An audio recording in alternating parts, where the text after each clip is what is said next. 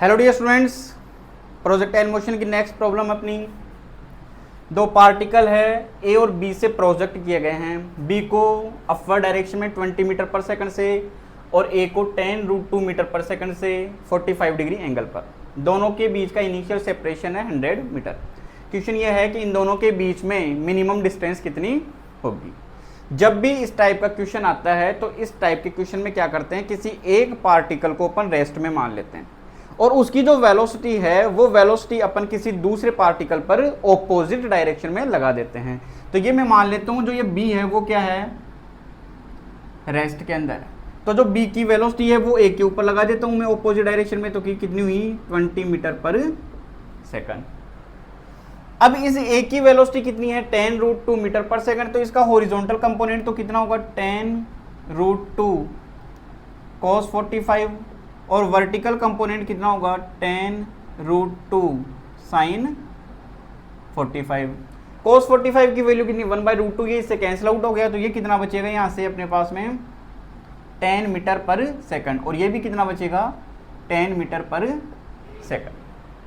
अब देखिए ए यहाँ पर है, बी यहाँ पर है और बी को क्या मान लिया अपन ने रेस्ट में। इन दोनों के बीच का इनिशियल सेपरेशन कितना है 100 मीटर और इस ए की हॉरिजॉन्टल में डायरेक्शन में वेलोसिटी कितनी है 10 मीटर पर सेकंड और वर्टिकल में कितनी है 10 मीटर पर सेकंड और नीचे कितना है 20। तो मैं इसको ऐसे लिख सकता हूँ, ये नीचे की तरफ 20 है, ये ऊपर की तरफ 10 है। तो नीचे की तरफ कितना बचेगा अपने पास में 10 मीटर पर सेकंड। अब इन दोनों का रिजल्टेंट कहाँ से निकलेगा, बीच में से। तो इसको मैं इस तरीके से लिख सकता हूँ वी ए बी, यानी ए की वेलोसिटी किसके रेस्पेक्ट में, बी के रेस्पेक्ट के अंदर। तो इस एंगल को कितना लूँ मैं यहाँ से थीटा। अब इस थीटा की वैल्यू फाइंड करनी है तो वो अपन निकाल सकते हैं।